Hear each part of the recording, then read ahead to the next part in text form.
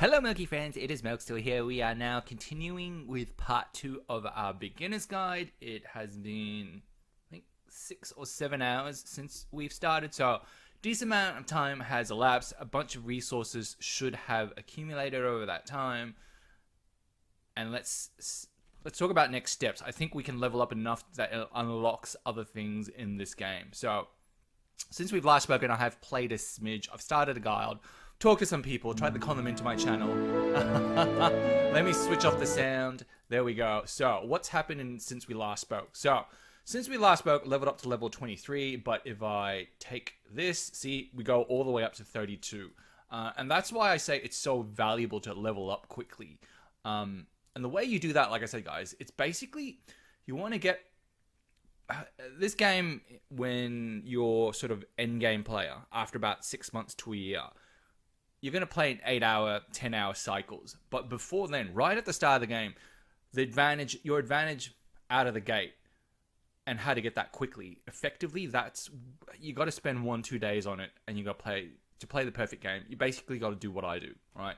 So out of the gate, you want to level up as quickly as you can, and you can see I just lost there because I don't have enough power to progress in terms of my lineup. And so then the thing you might do then is, what you see here, I've got 5-star, 4-star, 3-star, 2-star, 1-star heroes. Those 1-star heroes, I can tell you now, don't upgrade them, don't level them up. Just like, or even the 2-star ones, just disassemble them straight away in the altar, right? Because they are useless.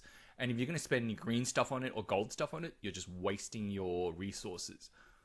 So you should really only upgrade 5-star resources or 5-star heroes. And you're probably like, well, which 5-star heroes should I upgrade? At the start, because 5-star heroes are so hard to come by, just upgrade literally all of them.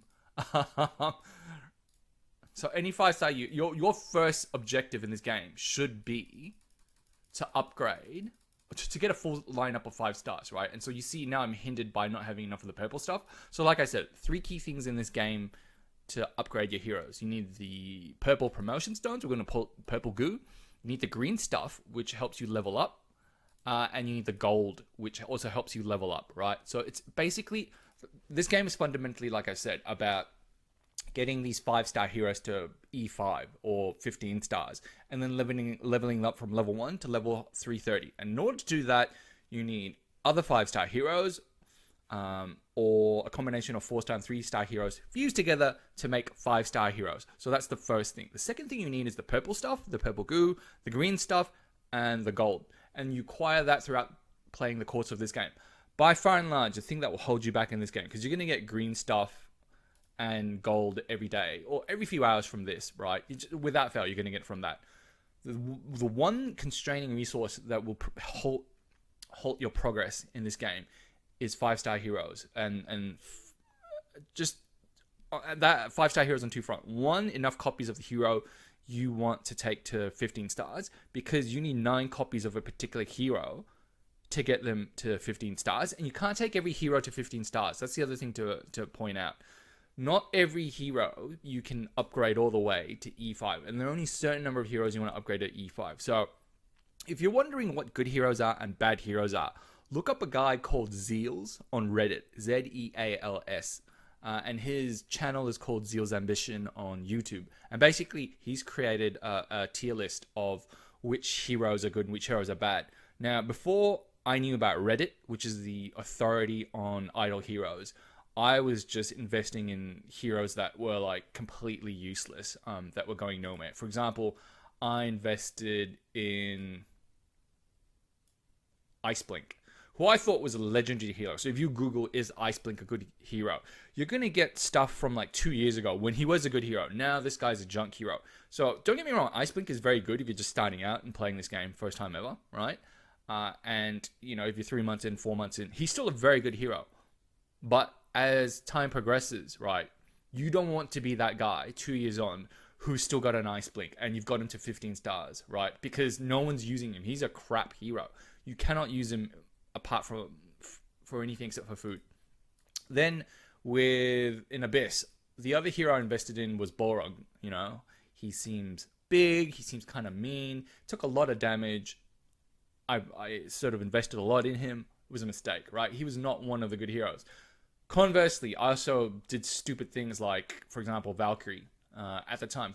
Valkyrie is a supreme hero for if you're a beginner. So if you can get your hands on a Valkyrie, very relevant. You should absolutely do it. This was a must-have hero when I was playing. I didn't know it. So when I first started out, I basically used Valk as food and fed her into my Lord Balrog, right? Big mistake. And I didn't know about that until I read Reddit, because I relied on Google. The problem with Google is it links to out-of-date information. If you want the authority on what heroes are good, look up Zeal's. He's got a PvP tier list, so a player versus player tier list. I talked about the two modes earlier on, player versus player and player versus environment, or I think E stands for environment in PvE. Basically the computer, the bots that you play in either campaign mode or the Tower of Oblivion, which is this thing here, which I'll talk about after this. So here, you're not actually playing against a human, you're playing against a bot. Here, you're not playing against a human, you're playing against a bot. Here, in Arena, there's 4 kinds of arena. Interdimensional arena, which you'll never ever win. You need to be... This is just for long-term players, and I'll get into that later on. But effectively, you will, as a new player to this game, you will never ever win this. Ever. You will never come top. It's just... It's mathematically impossible, put it that way, because it requires so much food that the players that started 2 years, 3 years ago that are still playing, they're the only ones that are dominating on top, right? Similarly for Trial of the Champions, you need a lot of... It's effectively... If I go to Crystal Crown, let's start with the Crystal Crown League. So Crystal Crown League is simply your first taste of PvP. You're going to have... Oh, I've only got 5 heroes now. But it's effectively your best 6 heroes versus someone else's best 6 heroes. So you look at NW, who are the Guild... Basically, these guys, I think they're all old players. And they're just absolutely owning this particular server right now. And you're never going to beat these guys. Look at this guy. See, this guy has all the top heroes, right? 205,000 power. There's just no point playing in this server, for me personally, because these NW guys, they're just going to shit on everyone, right? Because you got people in the commentary box that see these new players. These guys have absolutely no idea they're going to get torn a new asshole. And so I kind of feel sorry for these guys, because these guys, they come into this game eyes wide open. And they're like, yeah, you know, I want to play this game honestly. See, hello, I'm a new player. This guy's going to get, he's going to have no idea. And by the time he's worked out what it takes to succeed in this game, it's going to be like, oh, just, I'm almost tempted to say too late, because the advantage that the NW players have at the start, because they know how to play this game, is so substantial that it's going to be near impossible to catch up to them. Like, look at this guy's lineup, right? He's got a Unimax. He's a very good hero. He's got a Mim. That's a very good hero. This NW Guard, they're just going to own this entire server until it merges. And it's going to be a shitty experience for everyone else, because you're never going to be able to get to the top, right? So my power, 4252. Because I came into the server late. That's the other thing. If you start... every time they open up a new server, they're going to leave it open until it gets full. And I don't know how long that is. But effectively, it's kind of like a 100-meter race, right? If they give you the option of starting 50 meters ahead of everyone else, would you do it? Of course you would, right? And that's how to think about when to join in Idle Heroes. So if you've played this game for a bit and you like it, and you made a couple of mistakes, I'm almost tempted to say just start again, right? Learn everything you can about this game and just start again.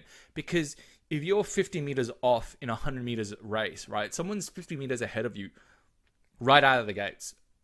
Why the fuck do you bother? Like, you cannot outrun them. So that's my advice to you. If you've watched this video up to this point in time and you realize this game is far more complex than what you realize, and you want to do well, keep watching it so I tell you what to do and how to, you know, be good at this game.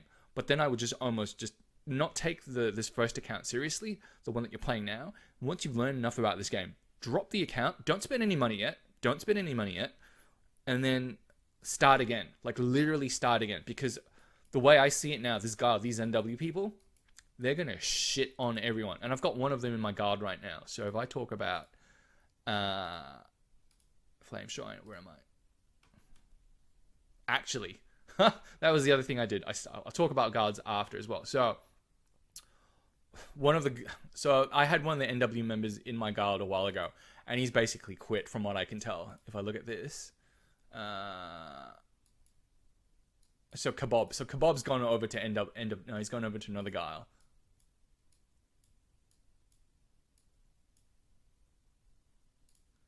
Yeah, so Kebab's defected. He was in my guard a while ago, 38. But if you look at his lineup, right? Horus, Sia, a 6-star Arm Ra. No one has that, right? If you look at his lineup, this lineup is just stupid powerful right now for his level 38, and he's got these 5-star and 6-star heroes. He's going to shit on everyone. There's just no, I wouldn't when I saw that lineup, I'm like, fuck that, I'm not playing this game anymore, right? So it's just not worth playing. So where am I up to? So we talked about campaign and the importance of leveling up and getting that head start really early on. Now let's talk about some of the other things that have opened up. Now that I'm level 2, a lot of other things have opened up and are ready for us to access. So we talked about the summon circle and the different kinds of scrolls and summonings you can do. The other place where you can get heroes is the Prophet Tree. And the Prophet Tree is special because unlike the summon circle, where basically you hit this button and you can get a random hero for free, right? So 3-star is good here, and you can, they can come from any faction, right? It's completely random. Prophet Tree, you can basically, the good thing about Prophet Tree is you can target which faction that hero comes from. The other good thing about the Prophet Tree is the fact that you're only going to get stuff that's 3 stars and above. So you're not going to get 1-star and 2-star junk like you are with the summon circle, right? And that's important thing to note. With this heroic summons, the chances of you getting each hero here, so you can see here, right? So under heroic summons, like with Prophet Tree, you can only get 3, 4, 5 stars above. So anything 3 stars and above, but you can't control the faction. With basic summons, you can get heroes from 1 star, which are completely useless, 2-star, which are also completely useless, to 3 stars and up. Friendship summon, the same deal, 1 star to 3-star. So the good thing about Prophet Trees is the orbs that you use, these blue things, you can control which faction you want to get heroes out of. And that's important because if you're, say, for example, focusing on trying to build up a particular hero, like say, and if you're starting out on this game, I recommend, if you need to target a hero to build, I recommend building Horus, simply because he's going to get you quite far in Seal Land, which is something else I need to talk about. So Seal Land is another mode of the game, which basically enables you to get more food. It's PvE, not PvP. So you want to focus on building him up, and he's in the shadow faction. And so you basically want to, when you have enough orbs, focus on just dumping your orbs into here. And so, like with the heroic summons, you shouldn't waste your orbs every time you get it. I did that. Every time I got an orb, I just dumped it into a faction and hoped I got something good. You should save up at least 80 before you even attempt to get things out of the Prophet Gate, right? Or this Prophet Orbs area. And you should only use those 80 when an event comes around. Because like in the first video, like I said, you want to do these events when there is incremental value, or like you get incremental bonus for completing a certain number of, say, Prophet Orbs or heroic summons, right? And that threshold for this particular type of, what I call it, event or summoning type, this area, this tree, right? This Prophet Tree. There are times where if you do a loop of 80 orbs, if you use 80 orbs, you're going to get incremental prizes or incremental value. You're going to give you extra 5 stars. They're going to give you heroic scrolls. And that's very important. You want to do this stuff when you get this free stuff, this extra free stuff. So this game is about hoarding. It's not about using stuff straight away, as many people think. Don't worry about these branches. You're never going to get these branches. What these branches are basically is you can use them to replace one hero. It's like a lucky casino, right? Where if you don't like the hero that you have, you can use branches, and you get branches from using Prophet Orbs, basically. You can try and swap out one hero for a much better hero. And that's quite hard to do, right? So, I mean, most people say you use these Prophet Orbs, these blue things, to get food, to upgrade heroes. And I talked about the importance of food to upgrade your hero from 5-star to 15-star. But then You also need to get 9 copies of a particular hero if you want to get them to 15 stars. So to get a 15-star Horus, right, you need 9 copies of this guy. 9 copies. And that's not an easy thing to do, right? And one of the places where you can get, I guess, copies is, one is through events.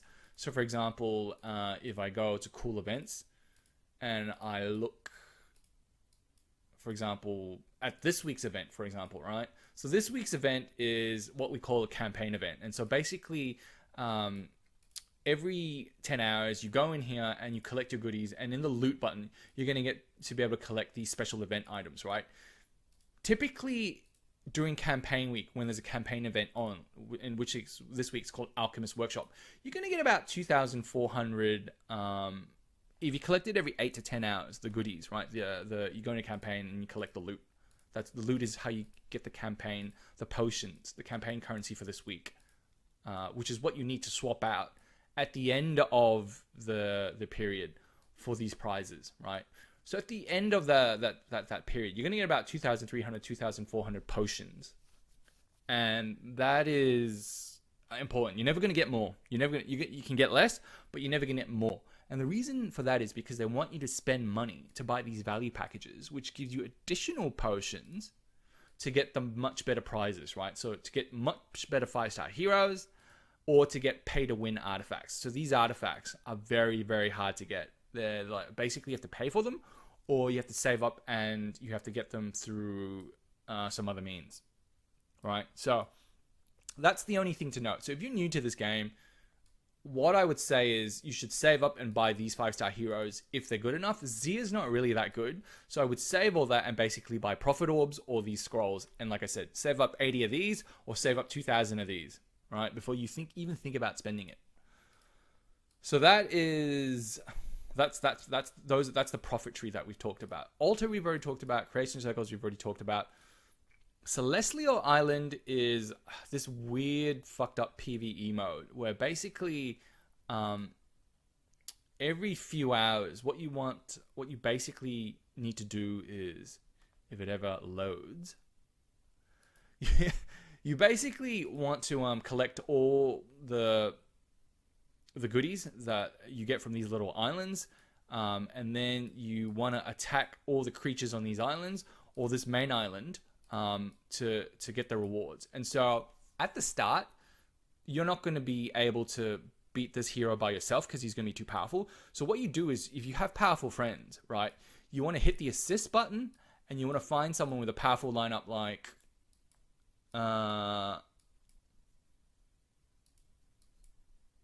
okay, so wow, he's really left me. That dude.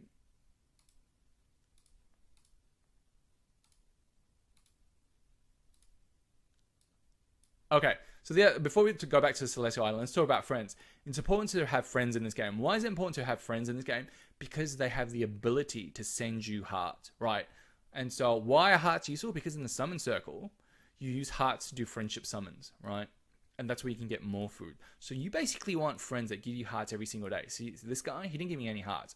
So keep a watch out. If there are people that just don't give you hearts, just drop them, just dump them. They're not worth having as friends. Typically, most people just have guildmates as their friends, but if you see individuals on your list that either haven't logged in for a couple of days, like 1 or 2 days max, or don't reciprocate and give you hearts every single day, just drop them, because you want as many hearts as you can every day to do these friendship summons, right? Because that's a free source of food and it's super critically important at the start.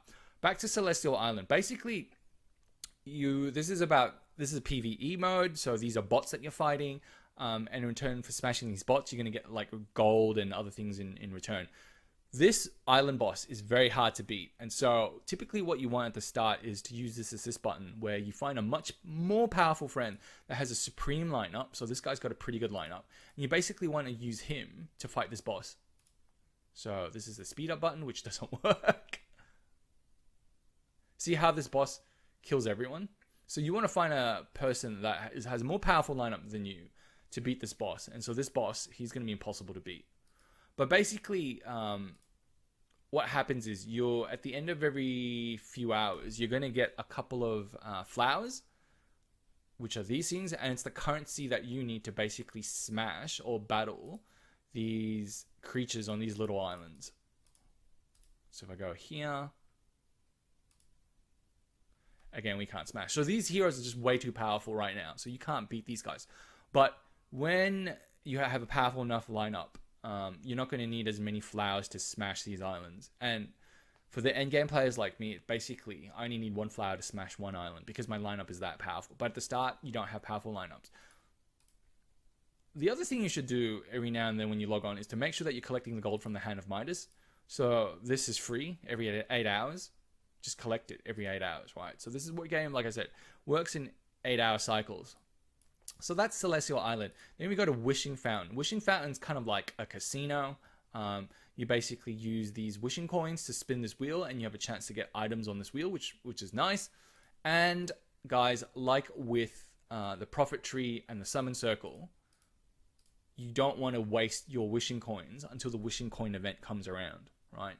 Because if you complete a certain number of spins on this wheel, when the wishing coin event comes around, you get a bonus prize, and that's what you want. So this game, like I said, it's about hoarding. So you want to basically get about 300 coins before you even think about wasting a single one of these coins. And yeah, so if you want to get to level 80 as soon as possible, because that's when you get to spin 10 times for 8 coins. So you're getting a 20% discount for spinning 10 times, and that's super important because it means you have to spend less coins. So when the wishing coin event comes around, to complete one route takes about 300 spins. So that'll take you either 300 coins if you're not at VIP 2 or level 80. But if you hit level 80, right, you only need 240 coins rather than 300 coins. That's a huge saving. So you want to get to level 80 before, if you're a free-to-play player, you want to get to level 80 before you even think about spending coins on this wheel. And you certainly don't want to spend coins outside of the wishing coin event, which I think is next week. So this week is the campaign. Next week, I think, is a wishing coin event. So that is very good. Oh, there we go. Raihan has subscribed to my channel. Thanks, Raihan. Hope you're finding this video useful. If you have any questions, just leave in the comments and I will try and answer it as best I can. So now that we've talked about, I guess, this side of the... Can we open that? Okay. So the Tavern I haven't talked about, but it's something that we want to discuss. So Tavern, you're going to be able... They're going to give you 5 quests every day that you can complete. You can either do the quest or you can re-roll using gems to get another quest, meaning you're going to get another kind of reward. So what I would say, if you're not going to spend money on this game, and if gems are truly limited, is anytime you see a quest with gems, you just do it, right? Anytime you see a quest with these arena tickets, you just do it. And so you need arena tickets, if you didn't know, for here, where it says arena. So when you do the Crystal Crown League and you fight other people, every time you fight someone else, it's going to cost you 1 ticket, right? And so you can either buy gems, use gems to buy tickets, which I highly recommend against, or we can't go there. All these modes require the tickets. Crystal Crown League, where you're just versing another player's best. Crystal Crown League is when you verse another player's best 6 heroes. Trial the Champion is when you verse another player's best 18 heroes, right? So it's 3 teams of 6 that you're fighting against. It's going to cost you 3 arena tickets here because there's 3 fights there, as opposed to 1 arena ticket where there's only here. But the prizes for this are much better than the prize for this. A lot of people don't know that. Free team up arena. It's basically you team up with 2 other people, usually in your guild, and it's your best 6 heroes plus their best 6 heroes, and then that's 1 team, and you're basically you're going against someone else's best set of another 3 players and their best 6 heroes, and that's how that mode works. This one doesn't cost you any arena tickets. Interdimensional Arena costs you arena tickets as well, but like I said, for this particular mode, and you need to be level 80, it's impossible for new players to win. I would just almost ignore that mode. I would do the daily quest, and that's really about it. That's all I would do. But going back to the Tavern, anytime you see basically, especially if you're free to play and at the start, basically anytime you see any quest with a gem as a prize, I would just say almost do it. If you're spending gems and you've got gems to kill, what I would say is look, there's a different strategy involved, and I'll probably do another video on that. But see how I've gotten gems. Required heroes not enough. Basically, anything with gems or anything with 3 or 4 star, 5-star heroes, anything that's a 4-star or 5-star quest, you generally want to keep and do. But because you don't have any heroes at the start, this is kind of really hard to do. I would say do that. Don't do that. Reroll.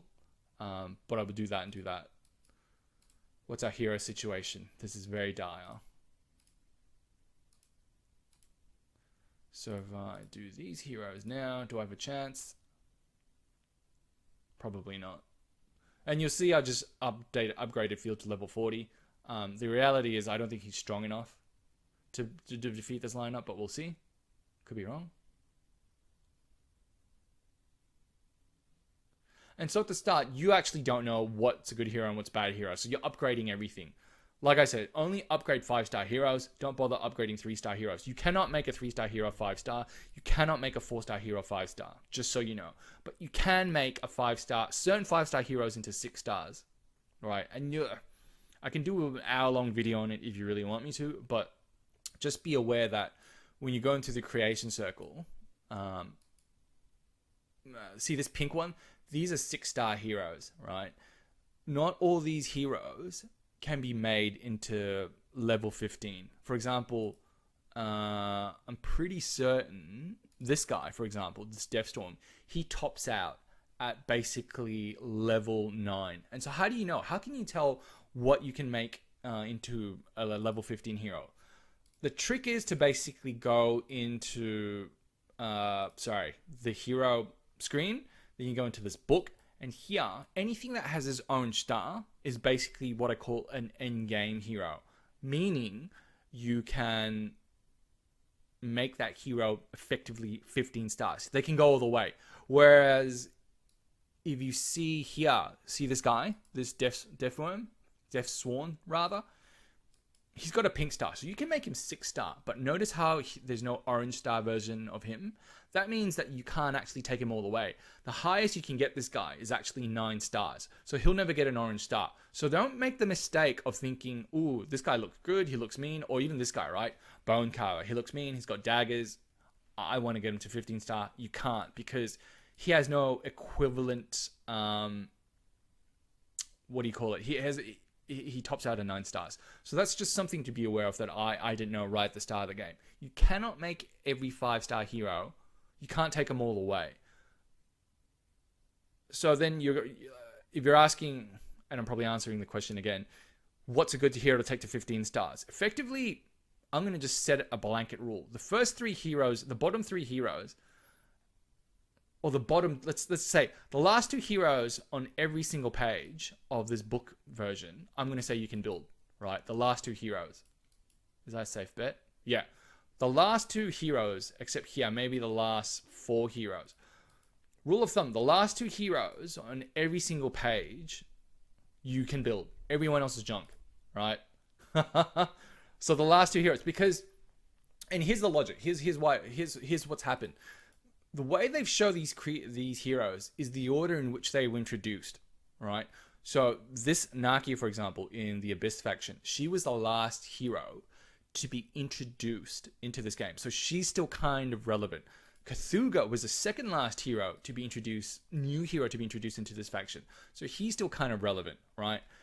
And as a very general rule of thumb, until you've worked out what the mechanics of this game and read a bunch on Reddit and studied it, right?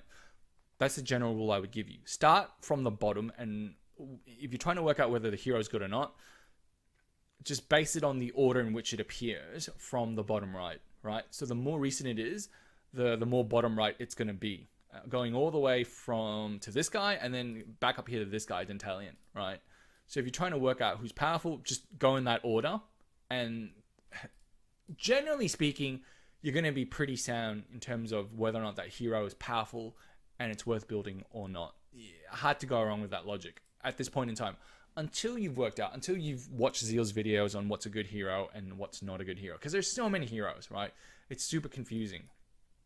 So that's this side of the map or Idle Heroes interface covered. Celestial Island, I know, didn't cover that very well.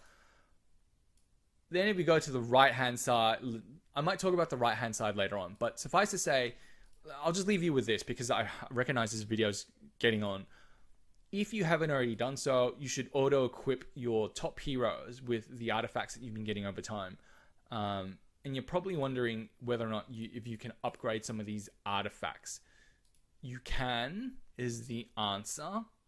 And you should be going for like what I call perfect sets of armor. So like this is a 4-star green armor. You should try and get matching sets like other 4-star green armor. The other thing you might consider doing is getting what I call stones for your heroes. So heroes, not only can you, to max their power, not only can you get them from level 1 to level 330 here, right? But you can also give them other enhancement like armor, which will enhance their attributes, which are these things here. You can also give them this stone, which again will upgrade one or a number of these attributes here. And that's what it's about. This game is about getting that hero to 15 stars and then maxing out the armor set that you can get for them and upgrading the hero to the right stone for that hero. So here, I can't upgrade because I don't have any pink dust. So to get a stone and upgrade the stone for this hero, you need this pink dust, which you're going to get over time, but you just got to wait for now. Anyway, that's the video for now. A lot to take in. I'm going to talk through the guild and what it means to have a guild tomorrow. So I'm just going to accept all these people. But effectively, guild, if you want the quick lowdown on guild, you don't want to get into the top guild. And the reason why you don't want to get into top guild is because at the start of Idle Heroes, right, when you are playing this game, the reason why you want to get into guild is so then you have access to this tech thing. And again, these things, this guild tech, this technology here, what this does is it lets you upgrade the attributes of a class. So warrior class, you can upgrade for all the warriors that you have. You can use these guild coins to upgrade like certain stats like HP, attack, crit.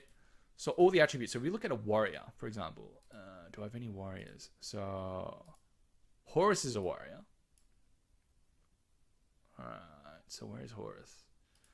So this guy's a warrior, right? And these attributes, apart from armor and apart from the stone, you can improve those attributes by going to guild and the tech and upgrading specific attributes here. And the reason why you want to focus your guild coins and spend all your money on tech and never in the store. You never want to use these guild coins to buy heroes. It's the worst deal ever. The reason why you want to focus on tech is because if you upgrade the tech for the warrior class, it doesn't just impact one hero. It impacts every warrior from every faction. And that's bloody powerful, right? So that's why you want to use guild coins solely for this. I know you're going to be tempted to buy heroes. Just don't. Just don't make that mistake. That's the number one rule that you read over and over again. When it comes to tech, just focus on... when it comes to guild coins and the ways to spend it, this gray stuff, just focus on upgrading the tech. And you want to focus on only 4 classes. Warrior, Mage, Ranger, and Priest. Never ever upgrade anything in the Assassin class because this class is the weakest class. No one ever uses anyone from the Assassin class, right? So then you're going to ask, okay, great. Focus on guild tech, just upgrade those 4 classes, the tech for the 4 classes. How do I get guild coins? The only way to get guild coins is if you join a guild and you participate in raids, right? And similarly, you don't have access to this tech if you're not in a guild, right? So if you're not part of a guild, you don't get these additional bonuses, right? And that's a big, big hit. So in this game, the only way to succeed is if you're part of a guild. So then you're probably going to ask, well, what's a good guild to get into? A good guild to get into is one where it's not dominated by powerful players, right? So if I, for example, look at these top players, they're all in a guild, New World, and that's a fucking terrible outcome for the people that aren't on top. Why is that? Because when you do guard raid, right? When you do raids here, The prize that you get is based on which ranking you fall into, right? So if you are not a top 3 player, I'm going to say, right? Top 3 player. If you're 4 and above, the number of guard coins you're going to get is so phenomenally low and bad that I'm almost tempted to say start your own guard or just find 3 players and you guys just level up and do it yourself, or just find 5 players. You don't want to join a strong guard where you are the weakest player. You want to join the weakest guard possible. So then you place as high as you can on when you do these raids, so then you get the max amount of guard coins, right? Because guys, once you hit a boss up, you cannot get out of that guard, start a new guard, and then re-attack that boss. It doesn't work that way. Once you've attacked these bosses, right? So you see how Kebab, he's just fucking smashed this boss because he's so powerful, right? He got top prize straight away. Once you smash this boss, you cannot smash them again. Like, you cannot attack them again. Once you've got the prize for it, that's it. It's game over. You cannot join a guard. You cannot, if you start, they'll let you attack the boss again, the level 1 boss again. But when you defeat that boss, you're not going to get any rewards from it. That's how the game works, right? So that's the only thing to be mindful of when you're thinking about joining a guard or creating your own guard.